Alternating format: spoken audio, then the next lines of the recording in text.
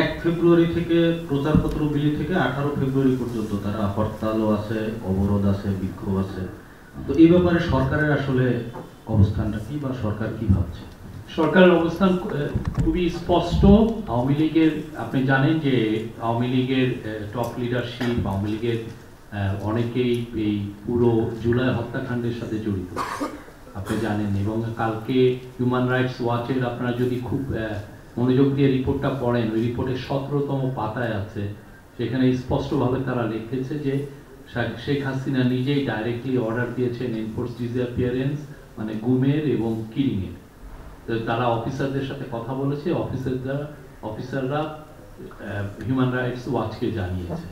তো যেই পার্টি দেখেন এত বড় একটা হত্যাকাণ্ড হলো বাংলাদেশের ইতিহাসে, একদম আপনার আমার চোখের সামনে দিয়ে বাচ্চা বাচ্চা ছেলে মেয়েদেরকে খুন করা হলো, এবং অনেক কত শশ ছেলে চোখে অন্ধ হয়ে গেছে, অনেকে সারা জীবনের জন্য ক্রিপল হয়ে গেছে। তারপরে এদের মধ্যে তো কোনো অনুশোচনা নাই, রিমোর্স নাই, রিগ্রেট নাই। এবং আপনি ওদের যদি ওয়ার্ডিং দেখেন, তারা আরো মিথ্যা কথা বলছে যে 3000 পুলিশ মারা গেছে। কত বড় জালিয়াতি, কত বড় মিথ্যা কথা।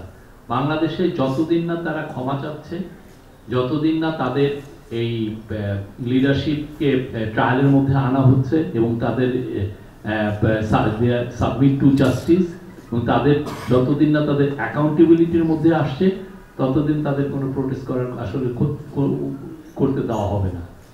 প্রোটেস্ট কোনো ধরনের কোনো, বাংলাদেশের মানুষকে আগে তাদেরকে আগে বিচারের সম্মুখীন হতে হবে।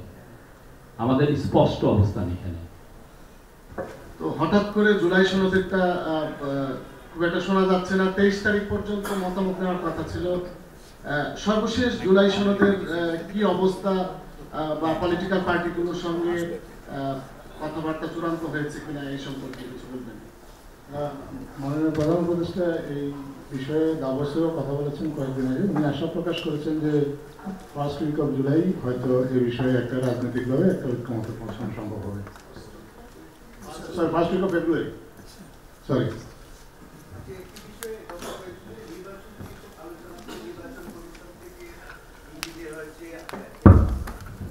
ডিসেম্বর অথবা জানুয়ারিতে নির্বাচন হতে পারে।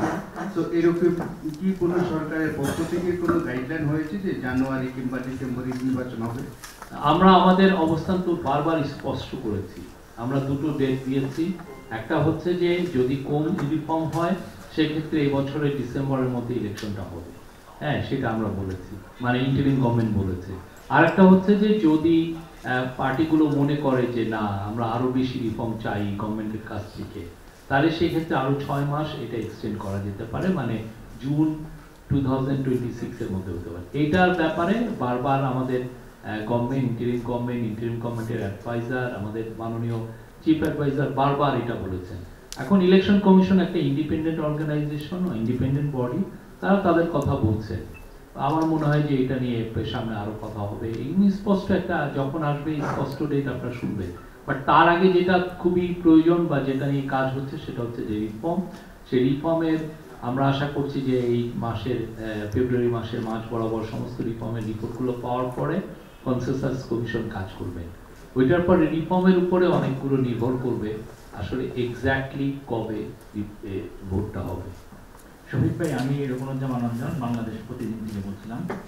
আমার একটা প্রশ্ন হচ্ছে যে গতকালকে প্রধান উপদেষ্টার কাছে যে হিউম্যান রাইটসের প্রতিবেদনটা হস্তান্তর করা হয়েছে, সেখানে বিতর্কিত সাইবার সিকিউরিটি আইন নিয়ে একটা কথা বলা হয়েছে যে আপনারা সেই আইনটা বাতিল না করে তার কিছু কিছু বিতর্কিত ধারা রেখেছেন, এবং সাংবাদিকদের গ্রেপ্তারের বিষয়ে বলা হয়েছে, তাদের মামলার বিষয়ে বলা হয়েছে যে 150 জনের মতো সাংবাদিককে হত্যাকাণ্ডে যুক্ত হয়েছে, যেটা মানবাধিকারের লঙ্ঘন বলে মনে করছে সংস্থাটি। এই বিষয়ে আপনার স্পষ্ট বক্তব্য চাই। আরেকটা প্রশ্ন, সিপিডি আজকে সকালে বলেছে যে ব্যবসা বাণিজ্যে গত 6 মাসেও এই সরকারের স্বস্তি আনার মতো কোনো পদক্ষেপ নেয়নি। এই বিষয়ে সরকারের অবস্থানটা কি? আচ্ছা, আপনার প্রথম প্রশ্নটা কি ছিল? হিউম্যান রাইটস ওয়াচের যে প্রতিবেদনটা, সেখানে আপনি সাইবার সিকিউরিটি অ্যাক্টের যে বিষয়টা এসছে, এটার আপনারা জানেন এটা নিয়ে অনেক লেখালেখি হচ্ছে, অনেক ওয়ার্কশপ বা সেমিনার হচ্ছে, অনেক অনেকে অনেক অপিনিয়ন দিচ্ছে। আমরা সমস্ত অপিনিয়নকে সম্মান জানাই, প্রত্যেকটা অপিনিয়নকে সম্মান জানাই। আপনারা আরও এটা নিয়ে কথা বলেন। এই গভর্নমেন্ট, ইন্টারিম গভর্নমেন্ট এমন কোনো ল করবে না যেটা এই জনগণের বা কারো কথা বলার রাইটকে ক্ষুণ্ণ করে, এমন কোনো ল করবে না। বাট এটা হোল আইডিয়া ছিল যে আগের যেহেতু সাইবার সিকিউরিটি একটাই স্ক্র্যাপ করা হয়েছে, সেই স্ক্র্যাপের ফলে আমরা চাচ্ছিলাম যে একটু তাড়াতাড়ি একটা ল করতে, কারণ একটা ভ্যাকুয়াম তৈরি হচ্ছে। আপনি জানেন অনলাইনকে ইউজ করে যারা ভালনারেবল যারা জনগোষ্ঠী, মেয়েদেরকে, শিশুদেরকে টার্গেট করা হয়, বুলিং করা হয়। তো সেই জন্য একটা ল আমরা তাড়াতাড়ি চাচ্ছিলাম যে যাতে এই ভ্যাকুয়ামটা, মানে এই গ্যাপটা খুব দ্রুত পূরণ হয়। কিন্তু আপনারা সবাই এটা নিয়ে বলছেন এবং এই বিষয়টা আপনাদের প্রতি মানে ইন্টারিম গভর্নমেন্ট রেসপেক্ট করে এবং এটা নিয়ে আপনারা আরও কথা বলতে পারেন, সেটা সবার কথাগুলোই অ্যাকোমোডেট করবে। এবং ইতিমধ্যে অনেক বিদেশি সংস্থা ওরাও বলছেন, ইভেন মাইক্রোসফট এর global head of policy sir নিক ক্লেগ, উনি ব্রিটেনের ডেপুটি প্রাইম মিনিস্টার ছিলেন, উনিও বলেছেন যে ওনারাও এই সিমিলার ল অনেক দেশে হয়েছে এবং সেই ব্যাপারে ওদেরকে ওনারা কন্ট্রিবিউট করেছেন যে কিভাবে এই লটা করতে হয়। সেই ক্ষেত্রে ওরা ওনাদের এক্সপার্টিসটা দিয়েছেন। ওনারা কিন্তু বাংলাদেশের ক্ষেত্রেও তারা এই এক্সপার্টিসটা ওনারা অফার করেছেন। তো আমরা সবার সাথে এই সবার কথাটা আসুক এবং এটা এমন একটা ল হবে যেটা সমস্ত কনসার্নকে অ্যাড্রেস করা হয়। আরেকটা হচ্ছিল হলো আর ওই যে না 140টা সাংবাদিকের ব্যাপারে আমার মনে হয় এখানে হিউম্যান রাইটস ওয়াচের যে আমি রিপোর্টটা কালকে সারা পড়েছি, পড়ে আপনি দেখেন 140 জন ওনারা বলছেন অথরিটিস কিন্তু কেস দেয়নি, ওখানে বলেছে অথরিটিস। তো আমার মনে হয় হিউম্যান রাইটস ওয়াচের এখানে জানার ভুল আছে যে এটা অথরিটিস, এটা হচ্ছে যে ভিকটিমের ফ্যামিলিগুলো কেসগুলো করেছে, এটা বাংলাদেশ গভর্নমেন্ট করেনি, পুলিশ করেনি।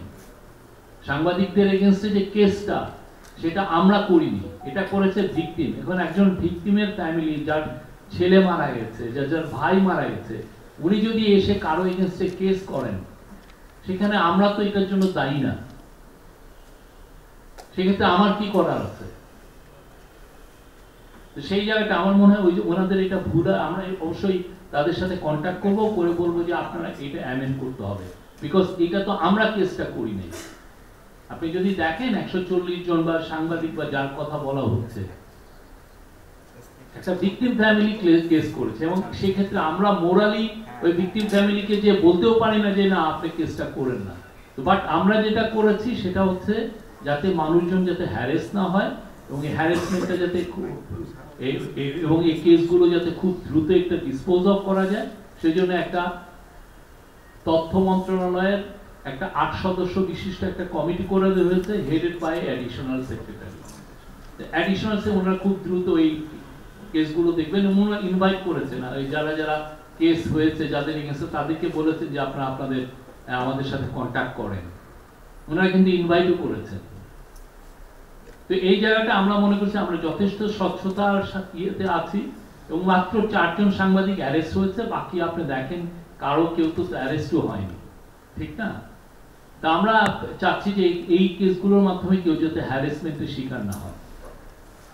আর 3 নম্বর যে সিপিডির যেটা কথা বললেন, আমরা মনে করি যে আমাদের বিজনেসের পরিবেশ এবং এই গত 6 মাসে এই গভর্নমেন্টের যে অর্জন, এটা অভূতপূর্ব।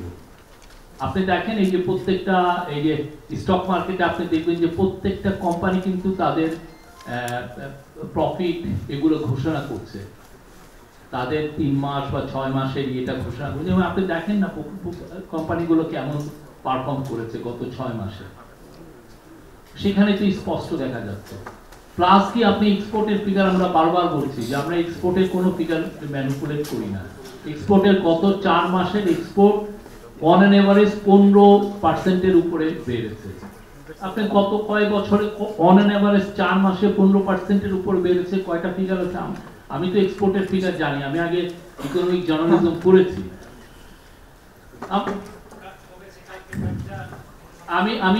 আমি বলি বিদেশি বিনিয়োগই মূল না।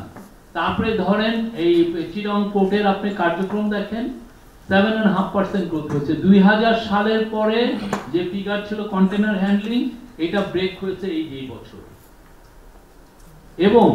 এবং আপনি দেখেন চারটা ওয়ার্ল্ডের বড় কোম্পানি যারা পোর্ট হ্যান্ডলিং করে, দুবাই পোর্ট ওয়ার্ল্ডের লার্জেস্ট, এপি মোলার মার্কস যেটা পোর্ট হ্যান্ডলিং এ বড় এবং ওয়ার্ল্ডের one of the largest shipping company, Abu Dhabi port এবং রেড সি গেট যেটা আমাদের এই জন্য একটা টার্মিনাল অলরেডি তারা হ্যান্ডলিং করছে। এই চারটা পোর্ট লাইন আপ হয়েছে যে চিরাং পোর্ট তারা ম্যানেজ করতে চায়, তারা মাতারবাড়ি ম্যানেজ করতে চায়, তারা লালদিয়া টার্মিনাল ম্যানেজ করতে চায়, তারা নিউমোরিং টার্মিনাল, নিউমিনাল কন্টেনার টার্মিনাল ম্যানেজ করতে চায় এবং বে টার্মিনাল ম্যানেজ করতে, বিকজ তাদের কাছে তো নাম্বার আছে, তারা তো দেখছে নাম্বারটা যে বাংলাদেশের এক্সপোর্ট গ্রো করছে, বাংলাদেশের ফরেন ট্রেড করছে। ওরা তো এমন না যে আমি যে মাইক নিয়ে বলছে না যে দেখো আমি তো এবং তাদের কাছে কোনো ম্যানিপুলেটেড ফিগারও যাচ্ছে না। তারা এখানে তাদের অনেক কনসালটেন্ট আছে, তারাই ফিগার তাদেরকে দিচ্ছে যে দেখো this is the high time to invest in Bangladesh. এবং তারা জানাচ্ছে কালকে এসে যে আপনি দেখেন মাজদার হচ্ছে ওয়ার্ল্ডের one of the largest renewable energy company, তারা এসে বলেছে যে তারা চিটাং পোর্টকে তো গ্রিন পোর্ট করতে চায়, আবুধাবি পোর্ট, তার সাথে মিলে তারা যেটা করবে যে 250 মেগাওয়াটের একটা সোলার প্লান্ট করবে এবং এটার পুরো ইনভেস্টমেন্ট হবে $500 মিলিয়ন মতো এবং পুরো একটা গ্রিন পোর্ট। তারা তো এটা ইয়েগুলো দেখছে, আমি জানি না সিপিডি এখান থেকে কোথায় কোথায় ফিগার পেলেন। আর আবার আমি বলছি যে আপনারা অনেকে হাইলাইট করছেন যে বেশ কিছু ফ্যাক্টরি বন্ধ হয়ে গেছে। বাংলাদেশে প্রতি বছর কিছু ফ্যাক্টরি বন্ধ হয়, প্রতি বছর কিছু ফ্যাক্টরি জন্ম হয়, কিছু কিছু ফ্যাক্টরি বড় হয়। যে ফ্যাক্টরি আগে $220 মিলিয়ন এক্সপোর্ট করতো, সেই ফ্যাক্টরি বড় হতে হতে সে $500 মিলিয়ন এক্সপোর্ট করে। তো ফলে যেটা হয় যে ফ্যাক্টরিগুলো ইনএফিশিয়েন্ট সেগুলো বন্ধ হয়ে যাচ্ছে। এটা ইকোনমিক একটা সাইকেল। কিন্তু আপনি দেখবেন যে কত আমাদের এক্সপোর্টের গ্রোথটা হচ্ছে কিনা, এবং আমরা স্পষ্ট দেখছি যে আমাদের যথেষ্ট ভালো এক্সপোর্ট গ্রোথ হচ্ছে, এন্ড হুইচ ইজ গ্রেট বাংলাদেশের কনটেক্সটে। এবং আমরা আশা করছি যে আমরা আরো কিছু কিছু মেজার নিতে যদি পারি এবং ইকোনমিক এবং চিরাং পোর্টের যদি এফিসিয়েন্সি ফিরে, আপনি নিশ্চিত থাকেন আপনি বাংলাদেশে আপনি যে ফরেন ডাইরেক্ট ইনভেস্টমেন্ট বললেন, ফরেন ডাইরেক্ট ইনভেস্টমেন্ট প্রচুর আসবে। আপনি আগের গভর্নমেন্ট কি করেছে, 100টা স্পেশাল ইকোনমিক জোন করেছে, করে আপনি পুরো জমি জমা সব দখল করে বসে আছেন, কোনো ইনভেস্টর আসে না। এখন ওইখানে কি অবস্থা দেখেন, আপনি না করতে পারতেছে ধানের চাষ, না এগ্রিকালচার কি হচ্ছে, আপনি এগ্রিকালচারেও এফেক্ট করাচ্ছেন, আবার কেউ কিন্তু আসতেছে না আপনার এখানে ইনভেস্ট করতে। তো আমরা সেখানে প্রায়োরিটাইজেশন করছি। আপনি একটা কেইপিজেড, কোরিয়ান ইপিজেড, আপনি 20 বছর ধরে ওদের কোনো আপনি ওদের ঝামেলাটা আপনি রেখে দিয়েছেন। তো হোয়াট সর্ট অফ সিগন্যাল এটা বাইরে যায়, বাইরে এটা সিগন্যাল পাঠাচ্ছে যে না এই দেশে আসলে প্রাইভেট ইপিজেড গুলো ভালো মতো, বা বিদেশি যারা প্রাইভেট ইপিজেড চালাতে চায় তাদেরকে ভালো পলিসি সহায়তা দেওয়া হয় না, তাদেরকে পদে পদে হেনস্থা করা হয়।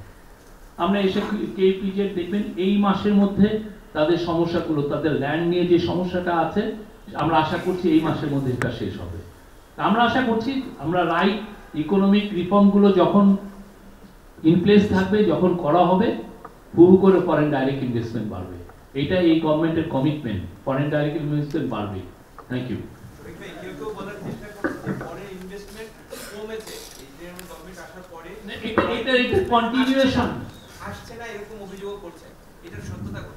আসছে না, আমরা তো বানিয়ে নিয়ে আসছি না। এই যে 4টা পোর্টের যে কোম্পানি আসলো, আমরা তো কাউকে হায়ার করে নিয়ে আসছি না, তারাই লাইন আপ হয়েছে। এবং আমি ডেভোসে বলছি, ডেভোসে প্রফেসর ইউনুসের সাথে মিনিমাম অ্যানাদার 30 কোম্পানিজ দেখা করতে চাচ্ছিলেন, কিন্তু ওনার ওই সময়টা ছিল না।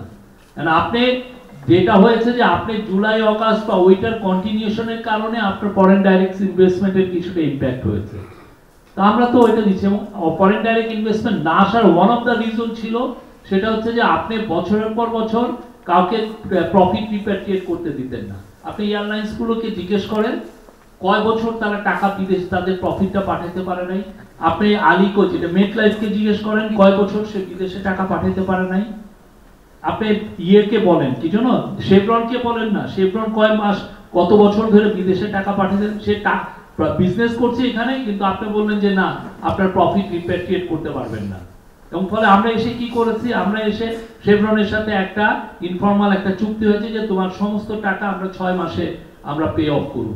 এবং আপনি দেখেন না কালকে এই যে ডেইলি স্টারে আমাদের মাননীয় ফিনান্স অ্যাডভাইজার দিয়ে দিয়েছে যে $4.5 বিলিয়ন ছিল আপনার এলসি রিলেটেড পেমেন্ট ফরেন কোম্পানিগুলোর সাথে, তার মধ্যে $4 বিলিয়ন পে হয়ে গেছে উইদাউট টাচিং দ্য রিজার্ভ, রিজার্ভকে টাচ করা ছাড়াই, মাত্র বাকি আছে $500 মিলিয়ন। এখন ওই যে যদি আপনি দেখেন যে না আমি এখানে বিজনেস করতে আসবো কিন্তু আমি প্রফিট রিপ্যাট্রিয়েট করতে পারছি না, কে আসবে? আপনি যাবেন, ঠিক না? এবং আপনার টাকার ওয়ান তো কমছে। তাই এইটা এই জন্য ম্যাক্রো ইকোনমিক স্ট্যাবিলিটিটা খুব ইম্পর্টেন্ট, যেটা এই গভর্নমেন্ট কাজ করছে যে ম্যাক্রো ইকোনমিক স্ট্যাবিলিটি আনার জন্য। এবং সেটা দেখেন অলরেডি গত মাসের আগের মাসে আমরা দেখেছি, ডিসেম্বরে দেখেছি যে গত মাসে যে আস্তে আস্তে আমাদের ইনফ্লেশনটা কমে আসে এবং আমাদের ধারণা এটা সিঙ্গেল ডিজিটে একটু নিচেই নামবে। Thank you. ভাই আমি অমিত সুপাল, আমি দৈনিক সমকাল পত্রিকায় কাজ করি, যদি অনুমতি দেন তাহলে একটা কোশ্চেন করি। আমি একটু আওয়ামী লীগের কর্মসূচির প্রসঙ্গে একটু বলতে চাচ্ছিলাম। সেটা হলো আপনার কথা থেকে যেটা বুঝলাম সেটা হলো যে যতদিন পর্যন্ত আওয়ামী লীগের বিশেষ করে যারা অপরাধী, আওয়ামী লীগের শেখ হাসিনা, স্বরাষ্ট্রমন্ত্রী সাবেক কামাল সাহেব, এরকম মানে যারা ফ্যাসিস্ট, যারা খুনি বা যারা হত্যাকাণ্ডের সাথে সম্পৃক্ত ছিল, তাদেরকে বিচারের আওতায় না আনা পর্যন্ত আওয়ামী লীগকে কোনো কর্মসূচি পালন করতে দেওয়া হবে না। আমি যেটুকু বুঝেছি আপনার কথা। ক্ষমাও চেতে হবে, হ্যাঁ ক্ষমাটা চেতে হবে, খুব ভালোভাবে ক্ষমা চেতে হবে এবং ওদের ক্লিন একটা লিডারশিপ আসতে হবে। হ্যাঁ হ্যাঁ সেটাই। তো আমি বলছি যে আওয়ামী লীগের এই যে কার্যক্রম বিগত সময়ে, বিগত সরকারের সেই দিকে বিশেষ করে জুলাই অভ্যুত্থান যদি আমি বলি, সেইটার সঙ্গে যারা আওয়ামী লীগের তৃণমূল পর্যায়ের অনেক নেতা আছেন, আমরা জানি যে তারা ভালো, তাদের গায়ে হয়তো ওই রকম মানে খুনির দাগটা লাগে নাই। এবং আওয়ামী লীগের প্রায় আমরা শুনি যে 30 থেকে 35% ভোটারও আছে। তো আওয়ামী লীগ তো শেখ হাসিনা বা যারা গত মন্ত্রিসভায় ছিল বা যারা কামাল সাহেব, তাদের বাধ্যতার সম্পত্তি আওয়ামী লীগ না। তো যে যারা তৃণমূল পর্যায়ের বা সাধারণ যারা আওয়ামী লীগের সমর্থক, অনুসারী, কর্মী, হ্যাঁ, বা অরিজিনাল যে আওয়ামী লীগের প্রতিষ্ঠাতাও তো শেখ হাসিনা না বা বঙ্গবন্ধু না, তাই না? তাইলে সেই দলকে মানে কেন রাজনৈতিক কর্মসূচি পালন করতে দেওয়া হবে? আওয়ামী লীগের যারা ধরেন ক্লিন আছে বা যারা এই হত্যাকাণ্ডে জড়িত না, তারা কি অনুতপ্ত হয়েছে? তারা কি বলেছে যে আমরা অনুতপ্ত? আপনি দেখেছেন আমাদের পার্টি এই কাজটা করেছে, এই জন্য আমরা অনুতপ্ত ফিল করছি, আমরা ক্ষমা চাই। এটা তো মানে আপনি কিলিং গুলো দেখেন না, আপনি 71টা শিশুকে তারা মেরেছে, মানে হেলিকপ্টার দিয়ে আপনি উপরে যাচ্ছেন, হেলিকপ্টার দিয়ে আপনাকে মারছে। আওয়ামী লীগ তাদের পার্টির সম্পদ না হলে আওয়ামী লীগের কে এসে বলছে যে আমি হাসিনার লিডারশিপ মানি না, আমি একটা ক্লিন লিডারশিপ চাই? কে এসে অনুতপ্ত হচ্ছে? বরঞ্চ এদের অনেকে মিথ্যা কথা বলছে। শরীফ ভাই, আমার নাম রাহুল শর্মা, আমি আজকের পত্রিকায় কাজ করি। আমার একটা প্রশ্ন ছিল, সেটা হলো সরকারি 7 কলেজ নিয়ে। আপনি জানেন যে ঢাকা বিশ্ববিদ্যালয়ের অধিভুক্তি বাতিল করেছে, এর ফলে চলতি শিক্ষাবর্ষের ভর্তি নিয়ে একটা জটিলতা সৃষ্টি হয়েছে। শিক্ষা উপদেষ্টা গতকাল একটা প্রোগ্রামে বলেছে যে উনি জানতেন না এই বিষয়টা, আর এই পরিপ্রেক্ষিতে গতকাল রাতে মাননীয় প্রধান উপদেষ্টার সাথে একটা বৈঠক হয়েছে ইউজি চেয়ারম্যান এবং ঢাকা ইউনিভার্সিটি ভিসি। এই সার্বিক বিষয়টা, এই যে ভর্তি নিয়ে জটিলতা সৃষ্টি হলো, সার্বিক বিষয়টা নিয়ে আপনাদের সরকার এটা নিয়ে আমাদের মাননীয় শিক্ষা অ্যাডভাইজার কাজ করছেন, আপনারা খুব দ্রুত রেজাল্ট পাবেন। Thank you. শরীফ ভাই, আমার নাম সুলাইমান সালমান, আমি নিউজ পত্রিকায় কাজ করি। আমার একটা কোয়েশ্চেন ছিল, সেটা হচ্ছে আমরা দুদক থেকে যেটা জানতে পারছি যে সাইমা ওয়াজেদ ফুতুলের বিষয়ে যে WHO যে রিজনাল ডিরেক্টর হয়েছিল, সেখানে বেশ কিছু অনিয়ম এবং দুর্নীতির মাধ্যমে এটা হয়েছে, সে বিষয়ে দুদক তদন্ত করছে। এবং আমরা যেটা শুনতে পাচ্ছি যে গভর্নমেন্টের পক্ষ থেকে একটা চিঠি দেওয়া যায় কিনা যে WHO কে যে এই বিষয়ে তার যে দুর্নীতি পাওয়া গেছে এই বিষয়ে মানে আনঅফিসিয়ালি আমরা শুনতে পাচ্ছি। তো গভর্নমেন্টের আসলে ওরকম কোনো আছে কিনা তার বিষয়ে WHO কে ইনফর্ম করা যে তার অ্যাপয়েন্টমেন্টটা আসলে দুর্নীতি হয়েছে। এর আগেই WHO কে একটা চিঠি দিয়েছিলাম আমরা অলরেডি, তো আপনারা জানেন আমরা বলেছিলাম তার বিষয়ে আমরা তাকে WHO কে জানিয়েছি এবং ওর পরিপ্রেক্ষিতে আমরা বলেছি যে WHO রিজিওনাল অফিসের মাধ্যমে না, সরাসরি হেড অফিসের সাথে আমরা কাজ করব। আর যে তার করাপশন রিলেটেড যে ইনভেস্টিগেশনের কথা বলছেন সেটা ACC করছে এবং সেখানে যদি ভালো যে পরিমাণ ফাইন্ডিংস আছে সেই উপরে তারা চিঠি লিখবেন এবং এই চিঠিটা কনভে করবে হচ্ছে ফরেন মিনিস্ট্রি। আপনি ফরেন মিনিস্ট্রির সাথে একটু কথা বলবেন। শোয়েব ভাই, আমি নিয়াজ মুর্শেদ, দেশ টেলিভিশন থেকে। আমি দুটো প্রশ্ন করতে চাই। একটা হলো আপনার ভারত ভিসা সীমিত করছে এবং সেই সাথে আরব আমিরাত 5 আগস্টের পর থেকে ভিসা বন্ধ রয়েছে। এই বিষয়গুলোতে আসলে যেসব দেশ ভিসা বন্ধ রেখেছে সেই বিষয়ে আপনাদের সরকারের পক্ষ থেকে কোনো আলোচনা হয়েছে কিনা, বা আসলে ভিসাগুলো যাতে খোলা হয় এই ধরনের কোনো সিদ্ধান্ত নেওয়া হয়েছে কিনা, এই একটা প্রশ্ন। দ্বিতীয় একটা প্রশ্ন, আজকে বিএনপির স্থায়ী কমিটির সদস্য সালাউদ্দিন আহমেদ বলেছেন যে যদি নির্বাচন বিলম্বিত করে সরকার সেক্ষেত্রে তাদেরকে জনগণের কাছে জবাব দিতে হবে কেন বিলম্বিত করা হচ্ছে। এবং গণ অধিকার পরিষদের সভাপতি তিনি বিপি নুরুল হক নূর, তিনিও বলছেন যে এই সরকার আপনার নির্বাচিত সরকার ছাড়া দেশকে এখন সামাল দেওয়া যাচ্ছে না, এইটাও তিনি অভিযোগ করেছেন। আপনাদের অবস্থানটা যদি একটু বলেন। আমি লাস্টের থেকে দেশকে তো 6 মাস ধরে ভালোই সামাল দেওয়া হচ্ছে, ঠিক না? আপনি এই গভর্নমেন্টের এগেইনস্টে কোনো অভিযোগ পেয়েছেন? কোন ধরনের অভিযোগ পেয়েছেন? খুবই ভালোভাবে সামাল দেওয়া হচ্ছে। এখন নুরুল হক নূর এখন জাতীয় নেতা হয়ে গেছেন, উনি অনেক কথা বলছেন, ওনার তো কনস্টিটিউশন ওনার সাপোর্টারদের জন্য তো উনি কথা বলবেন, আমরা তার কথাকে সম্মান জানাই। কিন্তু আমরা গত 6 মাসে আপনি রিপোর্ট কার্ড দেখেন, আমি তো বলবো যে ব্রিলিয়ান্ট। আর আপনি কি বললেন, সালাউদ্দিন আহমেদের কথা বললেন, আমরা স্পষ্ট আমরা বলেছি দুইটা আমরা ডেট দিয়েছি, স্পষ্টভাবে ডেট দিয়েছি, এখানে কোনো ধরনের কোনো অ্যাম্বিগুইটি নেই। আপনারা কম রিফর্ম চান তাহলে ডিসেম্বরের মধ্যে ইলেকশন, আপনারা বেশি রিফর্ম চান আগামী জুনের মধ্যে হবে। এর বাইরে তো আমাদের আর কি বলবো, এটা আমার মনে হয় এটা নিয়ে 133তম বার আমি এটা বললাম। হ্যাঁ, তো এইটা তো আর আপনি কি বলছিলেন আরেকটা জন্য, হ্যাঁ ভিসা সংক্রান্ত বিষয়, আমার ইউএইটা বিষয়টা আমি জানি না। ইন্ডিয়া তো বলছে যে তারা আস্তে আস্তে ভিসা বাড়াচ্ছে। তারা আমাদের বিক্রম মিস্ত্রি যখন এসেছিলেন তারা বলেছিলেন যে এটা সংখ্যা বাড়াচ্ছে। ইউএইটা আসলে সত্যি 5ই অগাস্টের পরে হয়েছে কিনা আমি আই এম নট শিওর। এই বিষয়টা আমি ফরেন মিনিস্ট্রির কাছ থেকে জেনে নিব। বাট ইউএ থেকে আপনারা দেখেছেন তো ইউএতে যে মানে কিছু আমাদের ভাই বোনরা যারা প্রোটেস্ট করেছিলেন তাদেরকে জেল হয়েছিল, অনেকে যাবজ্জীবন হয়েছিল। প্রফেসর ইউনূসের অনুরোধে ওইখানের যে আমির মোহাম্মদ বিন জায়েদ উনি কিন্তু সবাইকে মাফ করে দিয়েছেন, সবাই এখন বাংলাদেশে এসছে।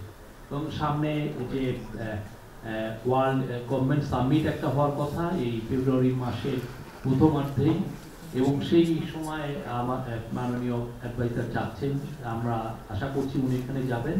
গেলে আপনি দেখবেন যে আরো তাদের সাথে আমাদের সম্পর্ক আরো ভালো হবে, উন্নত হবে। Thank you.